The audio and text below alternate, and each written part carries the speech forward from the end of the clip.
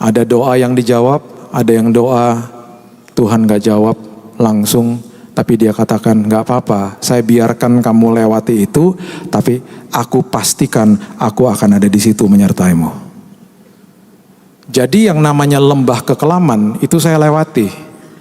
Kanan kiri saya gelap, kan lembah kekelaman, gelap semua.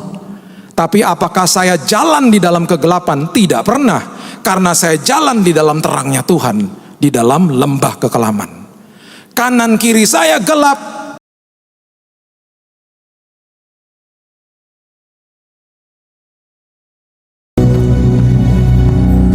Hati kami takjub Tuhan akan Tuhan. Engkau adalah Allah yang hidup, berkuasa, berdaulat atas hidup kami. Engkau Allah yang menembus kronosnya manusia, bergerak di dalam kairosmu yang begitu ajaib. Dan kami begitu percaya karena Engkau bergerak di dalam kairosmu. 1 bulan, 1 tahun dari sekarang Engkau sudah ada di masa depan kami, menyiapkan hal yang terindah bagi kami. Masa depan kami ditanggung penuh, dan kami punya kepastian di dalam Tuhan. Kembali Tuhan pada hari ini, bukan sekedar belajar firman, bukan sekedar mengerti firman, tapi kami mau dikuasai oleh firman. Roh Kudus yang hadir, Roh Kudus yang berkata-kata, dan kami mau mengalami Yesus dalam hidup ini. Materaikan firman ini Tuhan. Di dalam satu nama, Yesus Kristus Tuhan kami berdoa dan mengucap syukur. Kita sama-sama katakan, amin. Haleluya. Silakan duduk. Shalom. Saya kangen sama saudara. Saya nggak tahu saudara kangen sama saya atau tidak, tapi saya kangen. Sudah 6 bulan tidak ke sini. Mungkin sudah ada yang tahu, mungkin nggak ada yang tahu. Mungkin ada yang mengira-ngira, mungkin ada yang sok tahu. Mungkin ada yang macam-macam lah pokoknya. Saya selama 6 bulan ini dibawa sama Tuhan ke padang gurun. Padang gurun yang luar biasa, dan saya belajar banyak. Tuhan berkata-kata banyak, dan banyak sekali di momen-momen itu yang membuat saya malu. Saya katakan Tuhan, 20 tahun pelayanan saya, selama 6 bulan ini saya betul-betul merasakan saya berjalan dekat dengan Dia. Saya tidak pernah mengalami Dia seperti yang saya alami selama 6 bulan terakhir ini. Pernah satu waktu, bukan satu waktu saja, tapi beberapa waktu tahun lalu kita belajar soal arti daripada berkat. Berkat, kalau saudara ingat khotbah saya, arti sebenarnya adalah bukan masalahnya diubahkan Tuhan, tapi saudara dan saya yang diubahkan Tuhan. Itu arti berkat sebenarnya. Dan kemudian waktu lagi mempelajari firman itu dan membagikan firman itu, saya pernah berdoa dan katakan, Tuhan, bawa saya ke dimensi yang baru, bawa saya ke dalam pengenalan akan Tuhan yang baru, bawa saya ke dalam sebuah keintiman yang makin dalam dengan Tuhan. Dan betul Dia bawa saya ke padang gurun, dan saya mengucap syukur buat padang gurun. Saudara, persis hari ini adalah hari yang ke-6 bulan di mana saya hadir di hadapan saudara persis 6 bulan lalu, juga tanggal 9 Desember tahun 2018. Saya berdiri di hadapan saudara dan tanpa saya sadar hari itu saya sudah sakit. Selama 1 minggu itu saya sudah buang-buang air, saya sudah meriang. Dan waktu saya ada di depan sini pun saya sudah sebenarnya sakit. Seperti biasa, kalau cuman badan-badan meriang saya abaikan. Saya pikir nanti juga istirahat akan oke lagi. Malamnya saya pulang, dijemput istri seperti biasa. Besok pagi waktu saya bangun di hari Seninnya tanggal 10 Desember, saya betul-betul rasa tidak kuat. Dan saya telepon kantor saya katakan saya nggak masuk hari itu. Di hari Senin itu saya diare sampai 6 kali. Dan saya tidak sadar dan saya nggak pernah lihat BAB saya. Jadi saya tipe orang yang langsung flash bahwa saya selama 1 minggu itu sudah pendarahan. Dan waktu malam hari di mana istri saya lagi pasang pohon Natal, dia panggil saya, dan itu ritual keluarga kami pasang bersama-sama. Saya udah nggak kuat. Saya sudah melihat segala sesuatunya serba dua. Dan saya sudah betul-betul keliengan dan lemesnya luar biasa. Dalam hati saya, kok saya nggak pernah rasa seperti ini. Saya sempat tertidur dan jam 11 malam terbangun karena belum gosok gigi. Kebiasaan gosok gigi, jadi saya langsung ke kamar mandi, saya gosok gigi. Istri saya sudah setengah-setengah tidur. Saya lagi gosok gigi, nggak lama, lagi tengah-tengah gosok gigi, saya pingsan, tidak sadarkan diri. Jatuh yang cukup keras, sempat ada lecet di kepala saya. Istri saya mendengar sebuah suara yang keras sekali, gubrak, di kamar mandi. Waktu dia menghampiri saya terduduk dan saya langsung sadar. Kata-kata pertama saya katakan, kenapa? Jangan-jangan ini serangan jantung, saya bilang gitu. Istri saya juga setengah-setengah bingung, dia ngelihat saya, biasanya kalau orang serangan jantung itu ada busa di mulutnya, dan saya ada busa juga di mulut saya, tapi waktu dia perhatikan, dia katakan, bukan kok, itu odol. Kan belum selesai gosok gigi, odolnya masih ada. Saya diangkat, dan waktu saya diangkat, saya bilang, saya mules. Waktu saya BAB lagi, di situ yang lihat adalah istri saya. Dia katakan, sayang, kamu nih berdarah semua. Darah seger semua yang keluar. Saya diantar ke rumah sakit. Sampai di rumah sakit, saya segera masuk UGD. Segera diambil darahnya, dicek darah, dan kemudian dilakukan transfusi. Komponen darah, kalau saudara tidak tahu, itu ada 3 komponen darah yang mayor.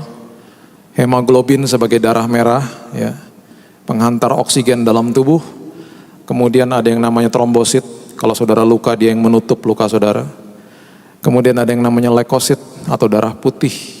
Kalau dia sampai drop, itu pertahanan tubuh saudara terbuka, saudara akan rentan akan yang namanya penyakit, virus, bakteri, dan lain sebagainya.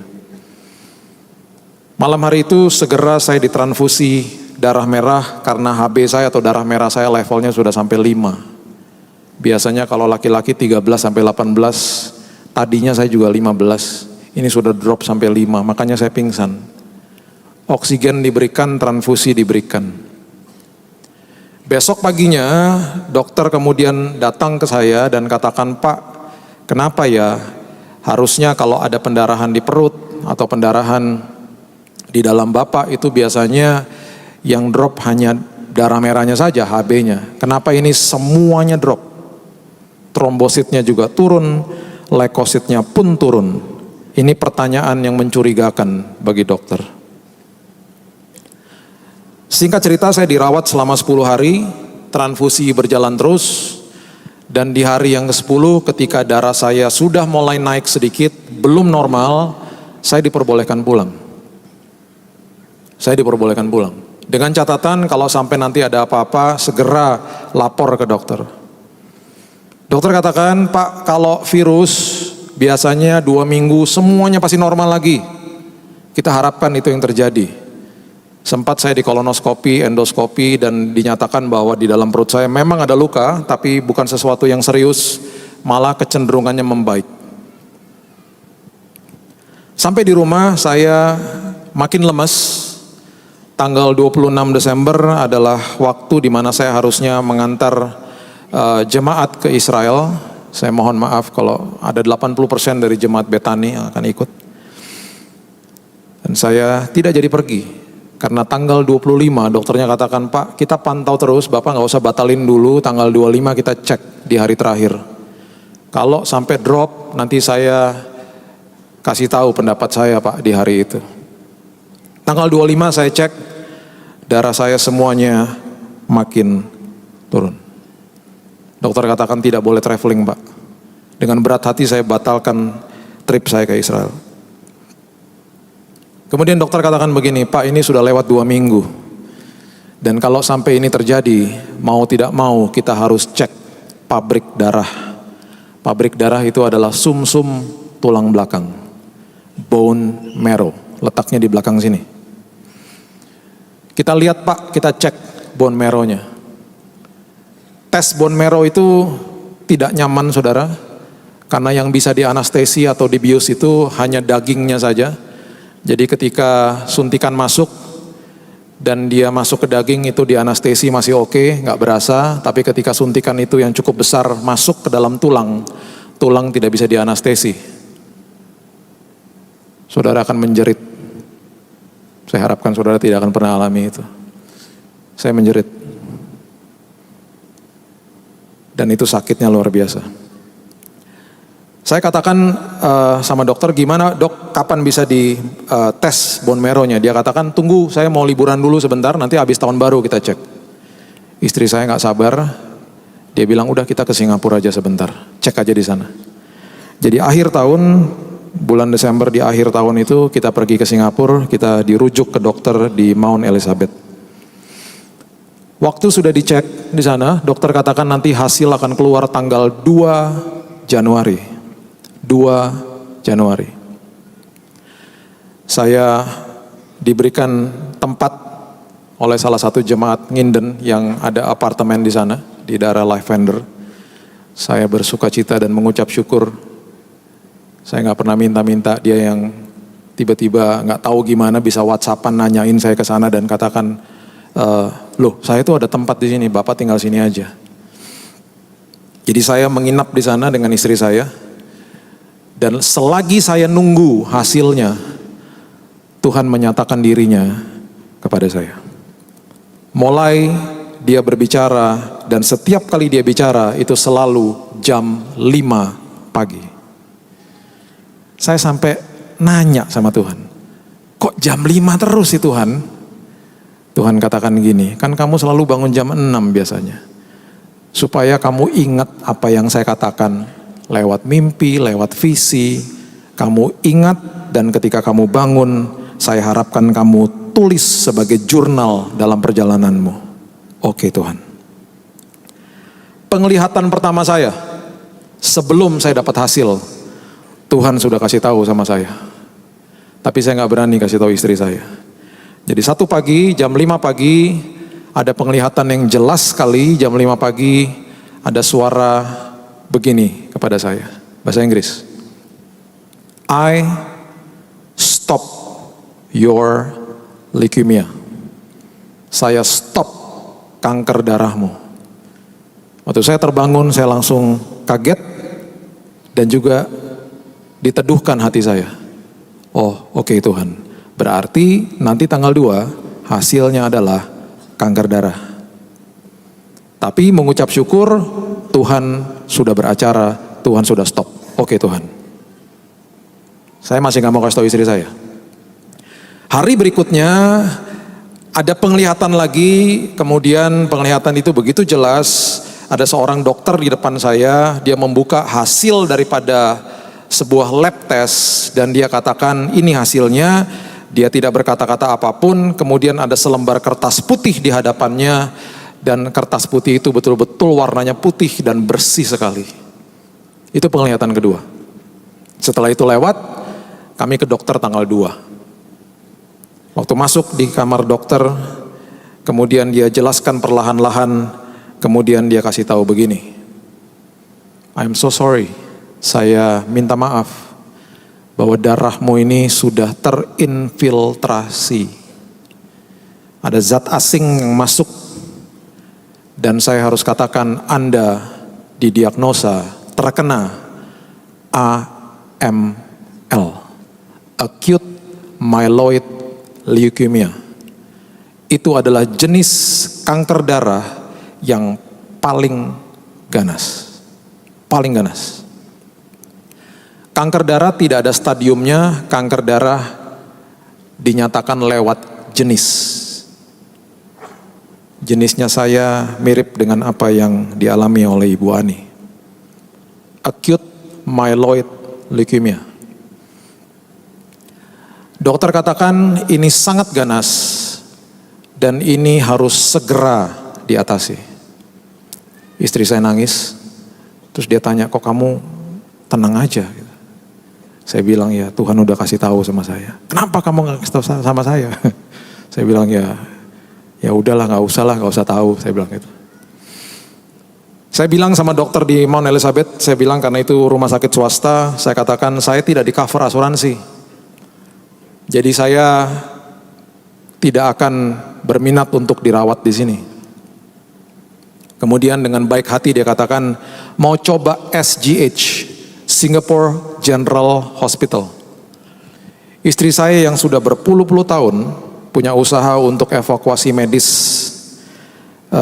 pasien-pasien dari Indonesia ke Singapura, dia begitu paham dan dia katakan bukannya SGH sudah tidak boleh lagi pasien Indonesia. Karena itu rumah sakit umum seperti di Jakarta RSCM, rumah sakit terbesar dan tertua di Singapura, alat-alatnya paling canggih, banyak dokter yang bagus-bagus di sana. Bukannya nggak boleh lagi, agent-agent yang di Indonesia aja udah nggak ada kok. Dia katakan betul, memang lebih diprioritaskan untuk warga negara Singapura. Tapi saya punya jalur khusus ke profesor hematologi, ketua hematologi di sana. Dia langsung angkat telepon. Perkenanan Tuhan, penyertaan Tuhan dimulai di saat itu. Dia angkat telepon, dia telepon dokter di sana katakan segera datang hari ini juga. Saya juga bingung tanggal 2 Januari dokternya kok sudah praktek. Kami segera ke sana karena dokter di Mount Elizabeth katakan segera ke sana karena ini momen atau sebuah kesempatan yang langka, cepat ke sana. Sampai saya di sana, dokter katakan, Pak, ini sudah betul-betul akut. Saya minta kalau Bapak mau dirawat di sini, minggu depan segera mulai proses kemoterapi.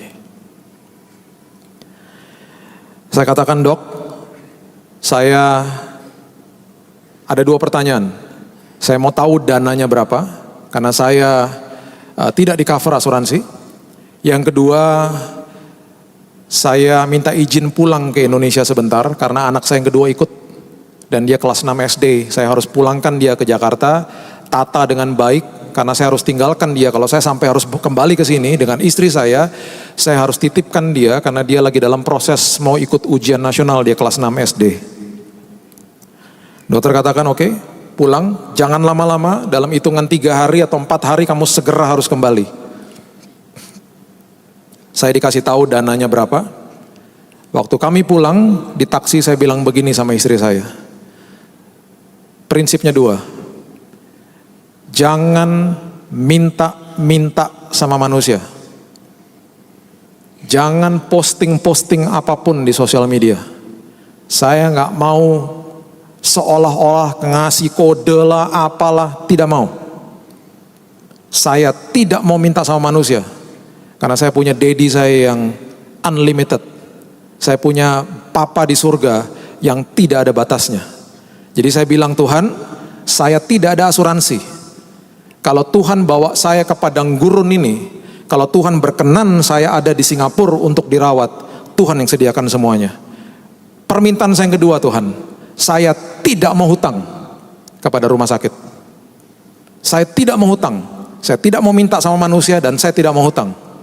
Saya sebutkan angkanya, Tuhan, engkau dengar tadi dokternya bilang apa. Kami pulang, sampai kami di Jakarta, di hari yang kedua atau yang ketiga, dana yang dokternya sebutkan itu ada di bank saya. Saya tahu siapa yang transfer, tapi saya nggak pernah kasih tahu mereka. Tuhan yang beracara, Tuhan yang kasih tahu, pergi ke Singapura. Oke Tuhan. Kami packing, saya atur anak saya, kemudian kami pergi ke SGH Singapura. Saya minta kamar yang berempat, yang murah-murah aja. Masuk di kamar itu, di hari-hari pertama tiba-tiba karena penyakit saya sudah makin akut, bau-bau makanan makanan rumah sakit sudah saya nggak bisa tahan. Ketika pasien yang lain sedang di serving makanan, saya juga sudah mulai nggak tahan. Sampai-sampai saya minta sama dokter, Dok, boleh nggak kalau ada kamar yang single bed? Saya dengar di sini ada yang single bed, cuman kamar sendiri tapi bukan VIP. Ada, harganya sedikit lebih mahal, sedikit. Oke, saya usahakan. Dia cari, 1-2 hari dia kembali, dia bilang begini, udah habis kamarnya. Tapi kami ada kamar di ujung, kamar itu adalah super suite VIP. Ada ruang tamunya, ada kulkasnya, bagus kamarnya besar. Saya nggak tahu gimana, dokternya bilang, kami izinkan kamu masuk dan pindah kamar itu. Dan kamu nggak usah bayar rate-nya kamar itu, kamu bayar kamar yang cuma satu bed itu. Perkenanan Tuhan dimulai. Saya ada 80 orang yang menjenguk saya selama saya 2,5 bulan di Singapura. Beberapa dari jemaat Nginden, saya mengucap syukur berterima kasih Bapak Ibu menyempatkan diri ketika mendengar saya sakit untuk hadir di sana. Ada beberapa dari Bapak Ibu yang waktu itu datang lagi sakit flu, tidak diizinkan naik, saya mohon maaf. Istri saya harus turun menemui mereka di bawah. Tapi saya betul-betul terharu. Ada yang dengar dari temannya konfirmasi dan kemudian datang. 80 orang semuanya saya fotoin. Saya nggak akan pernah lupa. Jadi waktu mereka datang, mereka ada tempat yang layak, yang baik. Mereka bisa mengunjungi, kami bisa berdoa dan ada tempat duduk yang enak, kamarnya besar. Kamarnya enak. Sebelum proses kemo dimulai, dokter harus membacakan protokolnya kepada saya. Dan ini yang saya bilang, yang namanya kenyataan hidup. Kenyataan hidup. Dia bilang kepada saya, dia bilang begini, Pak, kalau Bapak tidak kemo, karena AML adalah jenis kanker darah yang paling ganas, dan setelah kami tes hasilnya, umur Bapak, saya divonis, ya, umur saya dari bulan Januari kemarin hanya 3 sampai 6 bulan. Bukan 3 sampai 6 tahun, 3 sampai 6 bulan. Jadi kalau saya masih berdiri di sini, ini karena anugerah Tuhan. Semua karena anugerah Tuhan. Kemudian dia kasih tahu lagi, kalau Bapak di kemo, kami mau tidak mau harus memberikan kemo dengan dosis yang sangat berat. Mau tidak mau. Karena ini sudah akut sekali. Secara medis namanya, istilahnya induksi. Apa yang dilakukan? Mereka akan masukkan cairan kemo ke dalam tubuh saya. Dan cairan itu akan dimasukkan 7 hari kali 24 jam non-stop. Cairan kemo itu tidak bisa dimasukkan lewat yang namanya infus biasa di tangan. Infusnya harus dari sini, pembuluh darah besar. Jadi saya masuk ke ruang semi operasi, dipasang line namanya. Masih ada, minggu depan baru dicopot. Ini bisa bertahan 1 tahun. Salurannya lebih besar, supaya cairan kemonya bisa masuk dan lebih maksimal katanya. Saudara tahu, cairan kemo itu 1 bag isinya 500 mili dan dia akan netes terus masuk ke dalam tubuh saya 7 hari kali 24 jam. Dan cairan kemo itu ketika dibersihkan, ketika suster lagi membersihkan, susternya kasih tahu saya kalau sampai ada 1 tetes pun terjatuh di atas tangannya dia. Misalnya terjatuh di atas tangannya dia, tangan suster itu akan terbakar, saudara, kulitnya. Saudara bisa bayangkan cairan yang begitu keras masuk ke dalam tubuh saya 7 hari kali 24 jam. Makanya dokternya bilang begini, ketika cairan kemo itu masuk, kami harus membacakan protokol bahwa Bapak ada kemungkinan masuk ICU, kena infeksi, koma, hidup di dalam life support pakai mesin, dan ujung-ujungnya meninggal. Karena tubuh Bapak gak kuat. Jadi gak kemo umurnya cuma 3 sampai 6 bulan, di kemo pun ada kemungkinan meninggal. Itu yang saya bilang kenyataan. Saya dengar ini semuanya. Setelah saya dengar ini semuanya, setelah dokternya keluar, saya bilang sama istri saya, wow, seru ya. Seru ya, kenyataan hidup ini seru, luar biasa. Baca bersama-sama saya di Ulangan, saudara. Ulangan pasal yang ke-8 ayat yang kedua. Ulangan pasal yang ke-8 ayat yang kedua. Ingatlah kepada seluruh perjalanan yang kau lakukan atas kehendak Tuhan Allahmu di padang gurun selama 40 tahun ini, dengan maksud Kalau saudara dibawa Tuhan ke padang gurun dengan maksud merendahkan hatimu dan mencobai engkau. Mencobai bahasa aslinya adalah testing, menguji engkau. Untuk apa? Untuk mengetahui apakah yang ada di dalam hatimu. Apakah engkau berpegang pada perintahnya, perintah Tuhan atau tidak? Ketika Tuhan bawa ke padang gurun itu untuk merendahkan hatinya Bili Lantang dan untuk menguji hatinya dia, apakah dia betul-betul berpaut atau terpaut sama firman Tuhan.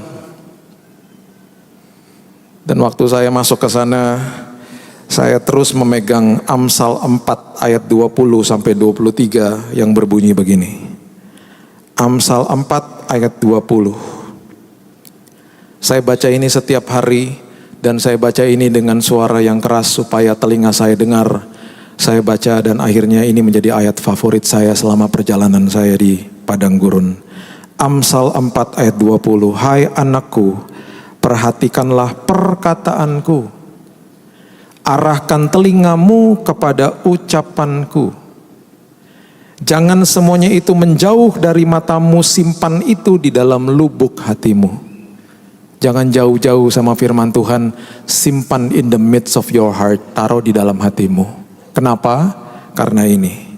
Karena itulah yang akan menjadi kehidupan bagi mereka yang mendapatkannya dan kesembuhan bagi seluruh tubuh mereka. Jagalah hatimu dengan segala kewaspadaan karena dari situlah terpancar kehidupan. Kalau tadi yang namanya diagnosa dokter atau protokol dokter itu namanya kenyataan, ini namanya kebenaran. Catat ini baik-baik, kenyataan harus tunduk kepada kebenaran. Jadi yang namanya padang gurun, saudara mengalami kesulitan hidup, saudara mungkin sedang sakit pada sore hari ini, saudara mungkin ada hutang, saudara ditipu orang mungkin, atau saudara sedang mengalami masalah rumah tangga, dan lain sebagainya, itu kenyataan. Tapi ada yang namanya kebenaran. Ketika saudara mengenal kebenaran, mendengar ucapan Tuhan, menaruh ucapannya di dalam hati saudara, kenyataan harus tunduk kepada kebenaran. Jadi setiap kali dokter masuk dan dia memberitakan diagnosa demi diagnosa, setelah dia keluar saya katakan, terima kasih Tuhan, itu realita, itu kenyataan. Di dalam nama Tuhan Yesus, kenyataan itu akan tunduk kepada firman Tuhan. Di dalam nama Tuhan Yesus, kenyataan itu harus tunduk kepada kebenaran. Dan saya katakan di dalam nama Tuhan Yesus, bilurmu sudah menyembuhkanku. Saya berdoa kepada Tuhan, Tuhan jangan sampai saya infeksi ya Tuhan. Ada doa yang dijawab, ada yang doa Tuhan gak jawab langsung, tapi dia katakan gak apa-apa, saya biarkan kamu lewati itu, tapi aku pastikan aku akan ada di situ menyertaimu. Jadi yang namanya lembah kekelaman itu saya lewati. Kanan kiri saya gelap, kan lembah kekelaman, gelap semua. Tapi apakah saya jalan di dalam kegelapan? Tidak pernah, karena saya jalan di dalam terangnya Tuhan, di dalam lembah kekelaman. Kanan kiri saya gelap. Di lantai saya banyak pasien yang berteriak karena sakitnya luar biasa ketika di kemo. Ada yang berteriak, I wanna jump, saya mau loncat saja dari kamar ini. Susternya ditendang dan lain sebagainya. Ada yang meninggal dan lain sebagainya. Gelap di mana-mana. Tapi ketika saya mengucap syukur hari lepas hari. Capek pernah nggak? Oh pernah. Sedih pernah? Sedih pernah. Nangis pernah? Pernah. Tapi gak pernah bersungut-sungut, gak pernah komplain. Tiap hari bangun bilang terima kasih Tuhan, walaupun bercucuran air mata sama istri saya. Selalu bilang thank you Lord. Karena di dalam lembah kekelaman aku berjalan di dalam pelitanya Tuhan. Kenapa saya katakan pelita? Karena dia gak pernah kasih lampu sampai di ujung terowongan. Saya gak pernah lihat ujungnya. Saya cuma dikasih pelita yang cukup bagi hari lepas hari. Kenapa seperti itu? Supaya imanku diteguhkan. Supaya setiap hari aku belajar, terima kasih ya Tuhan, pelitamu cukup bagi hari ini. Terima kasih ya Tuhan, perkenananmu cukup bagi esok hari. Saya kena infeksi, saudara. Perut saya kena infeksi, paru saya kena infeksi. Karena ketika kemo dilakukan, yang tadi saya katakan yang namanya darah putih, leukosit saya sudah drop sampai level 0. Terendah adalah 0,03. Kalau darah putih drop, itu berarti pertahanan tubuh terbuka. Virus, bakteri semuanya merajalela di tubuh. Itu yang dokter paling takutkan. Dan ketika itu masuk semua di tubuh saya pernah dimasukkan ke dalam ruang tindakan ketika cairan dari paru-paru saya diambil untuk dites. Karena sudah gak karu-karuan di dalam sini. Panas saya sempat sampai 40 derajat. Dan karena ada virus di dalam saya dan infeksi, badan saya menggigil selama 30 menit. Tempat tidurnya goyang, gubrak. Istri saya di sebelah saya, kasih saya perjamuan, dia bacakan Mazmur 91. Dan di tengah menggigil yang sudah gak kuat lagi tubuh saya, seperti ini sudah terpanggang otaknya. Saya kolaps, pingsan. Memory lapse. Istri saya panggil saya, mata saya udah putih. Dokter sudah standby. Kalau keterusan langsung masuk ICU. Gak tahu gimana, saya bangun dalam hitungan menit. Dan tiba-tiba keringetan semuanya. Pulih hari itu. Saya tidak pernah masuk ICU. Sama sekali gak pernah. Jadi saya belajar lagi. Oh iya, gak apa-apa Tuhan. Tuhan biarkan itu terjadi, tapi Tuhan menyertai. Jadi kemudian saya selalu bilang, terima kasih Tuhan buat kenyataan itu. Karena kenyataan harus tunduk kepada kebenaran. Dan ketika saya pelajari di dalam firman Tuhan, tokoh-tokoh Alkitab yang dibawa ke dalam padang gurun adalah tokoh-tokoh yang luar biasa. Makanya kenapa saya mau beritahu kepada saudara, kalau saudara dibawa ke padang gurun sama Tuhan, ngucap syukur, saudara ada di dalam daftar elit. Daftar yang sangat elit.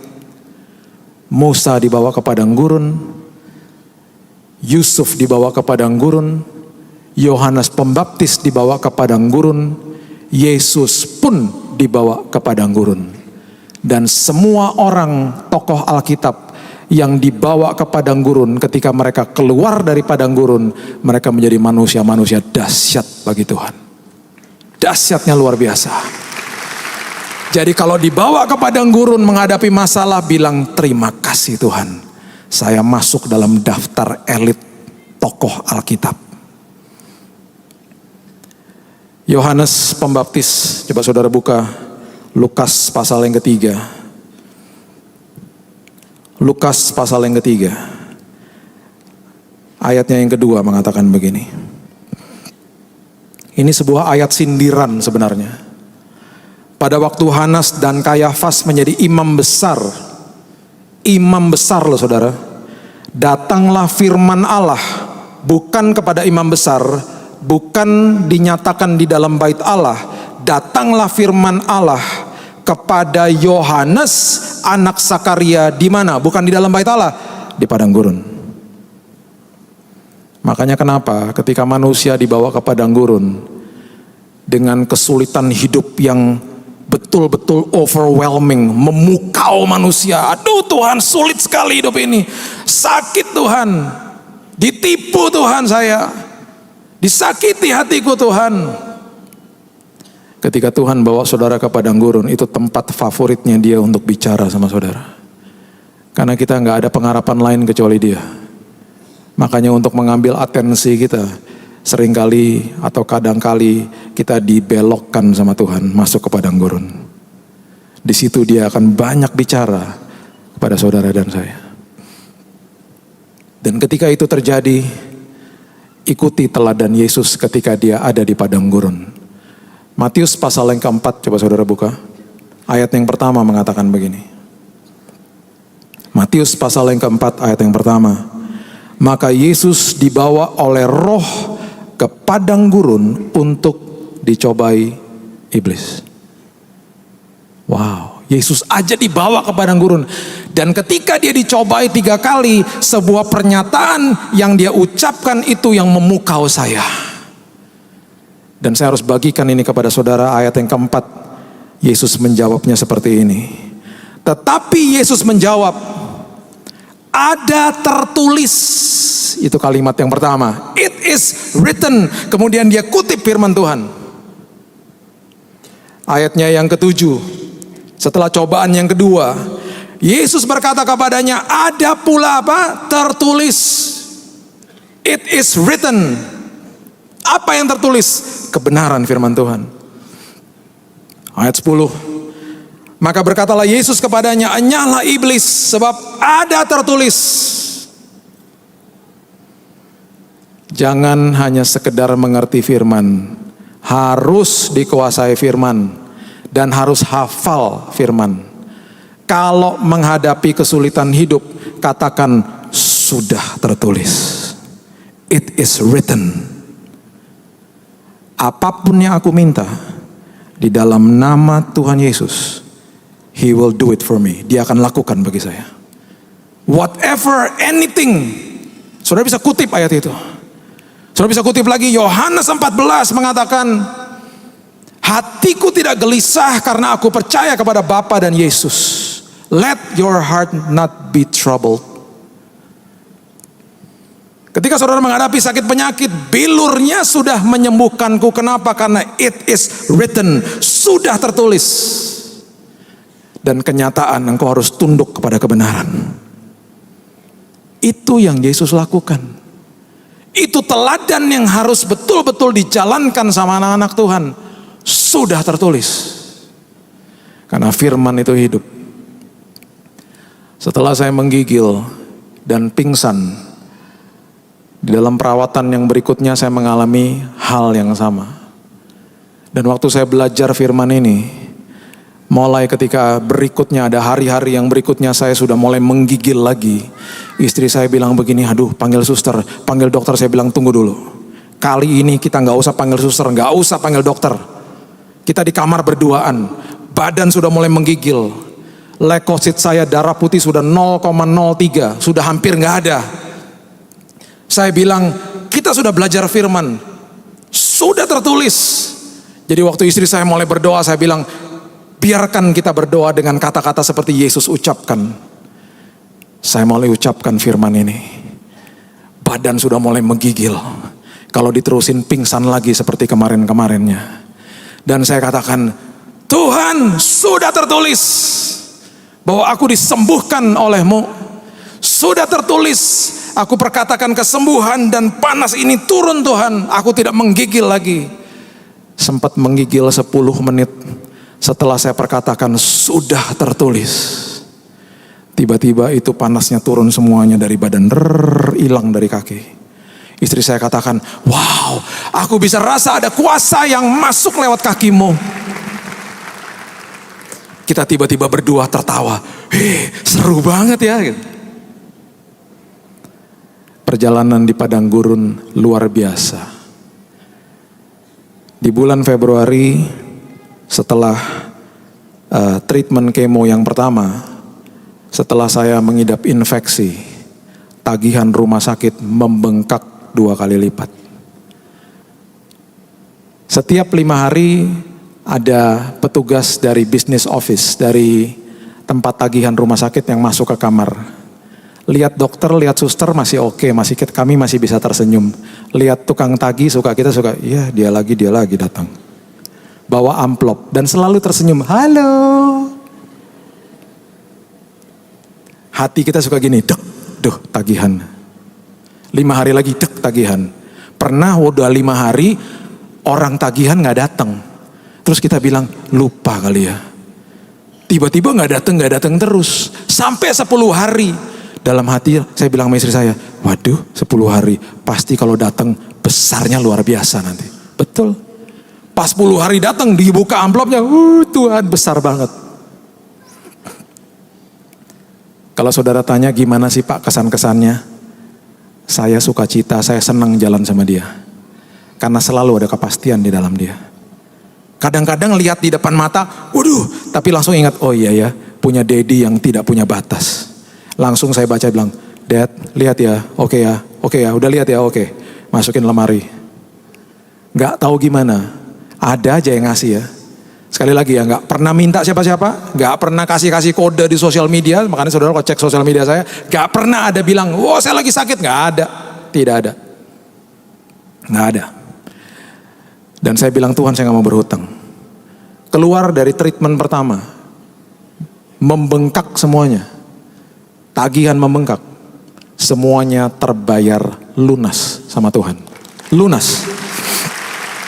Sepertinya Tuhan kasih tahu gini, gak ada asuransi, gak apa-apa. Saya sumber yang tak terbatas. Gak masalah bagi saya. Malahan dikasih uang lebih sama Tuhan. Nih, kalau mau treatment berikutnya saya kasih lebih malahan.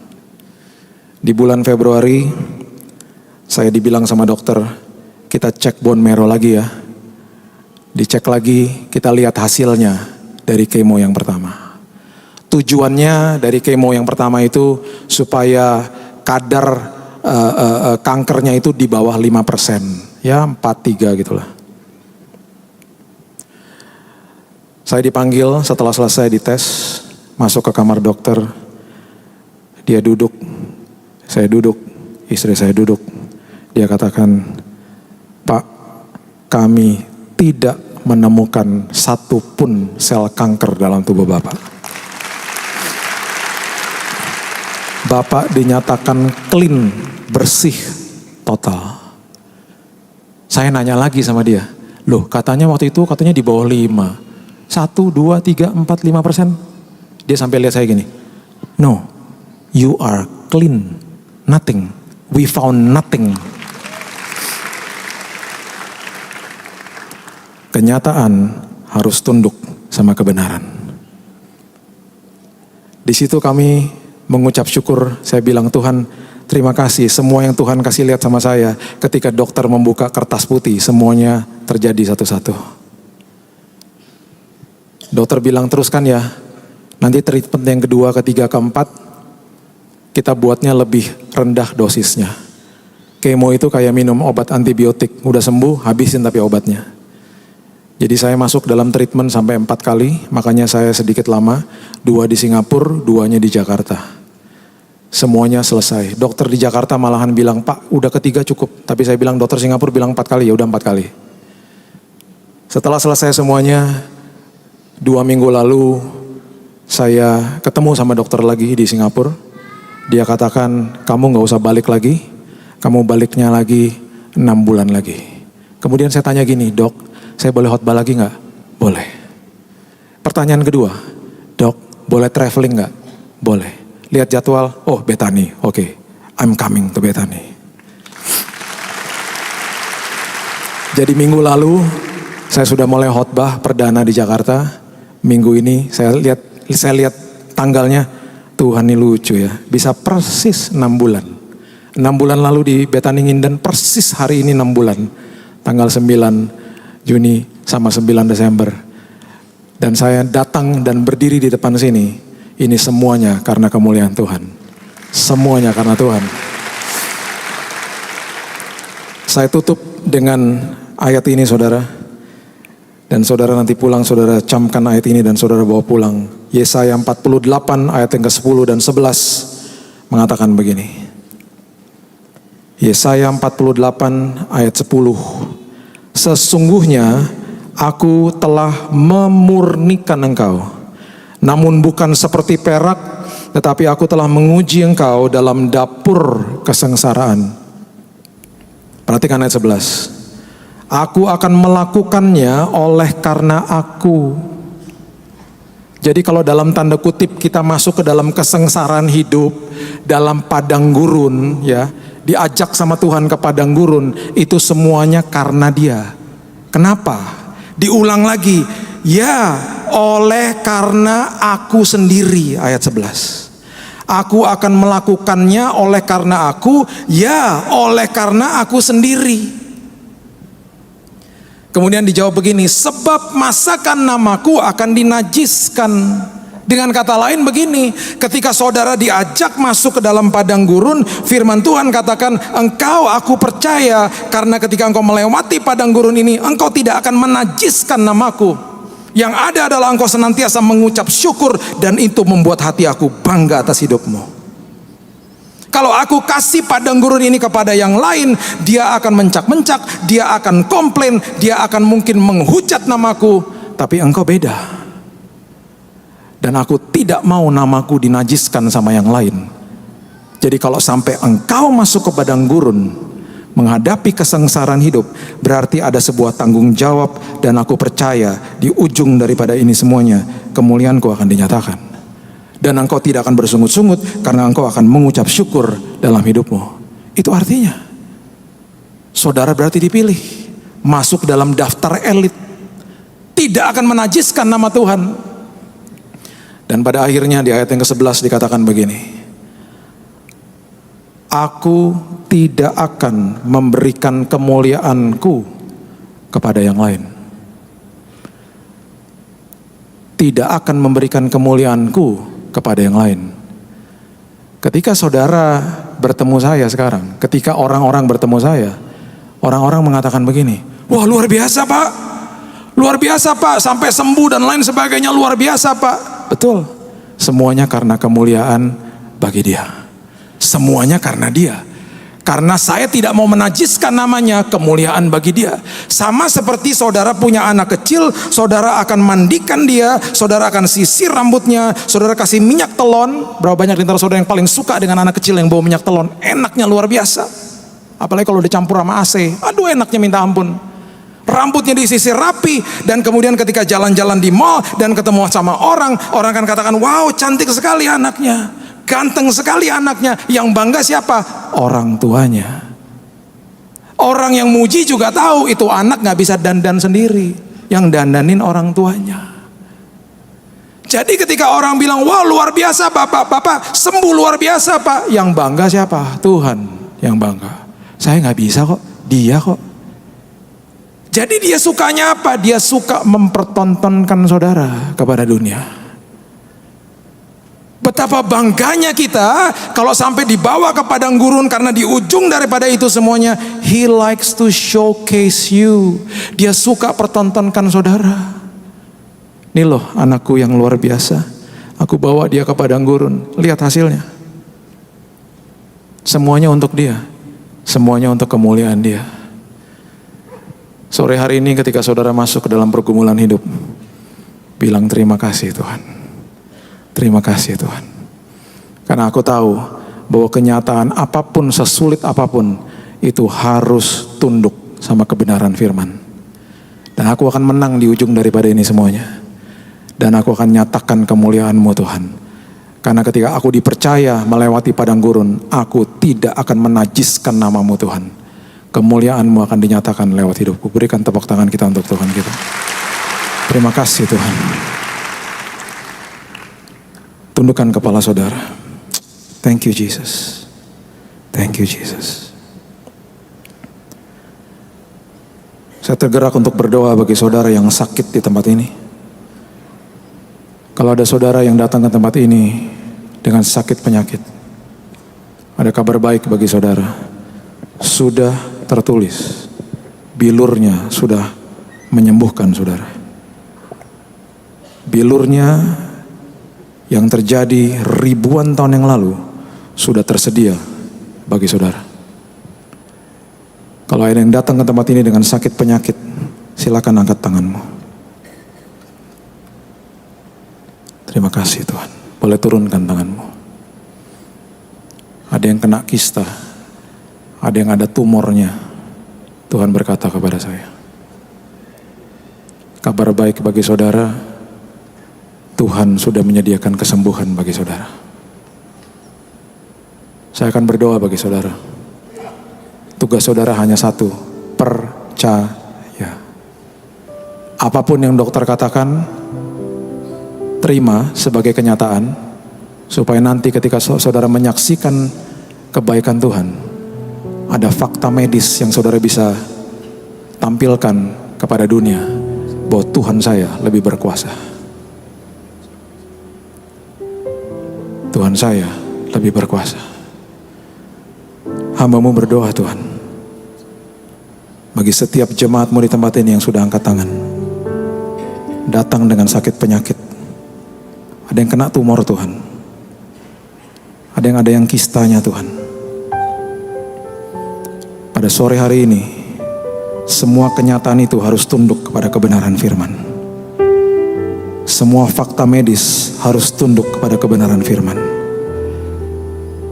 Kebenaran firman adalah kami sudah menerima dan disediakan kesembuhan karena karya-Mu yang besar di kayu salib. We can come boldly into your presence.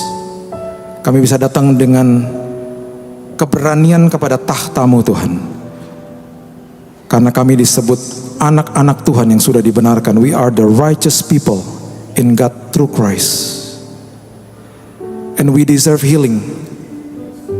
Kami Tuhan disediakan kesembuhan sama Tuhan. Oleh sebab itu Tuhan, pada sore hari ini hamba-Mu berdoa, setiap jemaat-Mu yang sedang sakit, pada saat ini juga kesembuhan sudah terjadi. Sudah terjadi. Terima dan terima. Terima kesembuhan Tuhan. Hanya satu yang engkau harus lakukan, percaya. Percaya bahwa fakta medis, kenyataan itu harus tunduk kepada kebenaran. Terima kasih Tuhan. Engkau adalah Allah yang sama yang menyembuhkan aku. Engkau adalah Allah yang sama yang bangkit dari kematian. Engkau adalah Allah yang sama yang membelah lautan. Engkau adalah Allah yang sama yang membebaskan Sadrak, Mesak, dan Abednego dari tungku api. Engkau adalah Allah yang sama yang pada sore hari ini menyembuhkan jemaat-Mu di tempat ini. Engkau berkuasa Tuhan. Engkau sangat berkuasa. Dan aku mengucap syukur dengan bangga aku bisa katakan kepada jemaat Betaningin, dan aku berjumpa dengan Engkau Tuhan. Dan biarkan perjumpaan itu juga dialami oleh mereka. Mereka juga berjumpa dengan Tuhan. Padang gurun kami adalah tempat yang sangat luar biasa, karena kami akan mendengar suara Tuhan. Kami masuk ke dalam daftar elit, dan kami diberikan wejangan demi wejangan, dikuatkan, dimurnikan, dipertajam oleh Tuhan di padang gurun. Dan setelah ini semuanya selesai, Engkau dengan bangga mempertontonkan kami di hadapan dunia, supaya kemuliaan-Mu Tuhan dinyatakan. Akan banyak kesaksian keluar dari tempat ini Tuhan, karena jemaat-Mu pada sore hari ini sudah disembuhkan Tuhan. Disembuhkan total oleh Tuhan. Kesembuhan yang Kau berikan adalah kesembuhan yang sempurna, komplit, dan permanen Tuhan. Terima kasih. Terima kasih. Hamba-Mu stop sampai di sini. Firman-Mu terus berkumandang di hati kami. Firman-Mu terus menjadi kemenangan bagi hidup kami. Hanya di dalam satu nama yang berkuasa, yaitu Yesus Kristus Tuhan kami sudah berdoa dan sudah menerima kesembuhan. Kita sama-sama katakan amin. God bless you.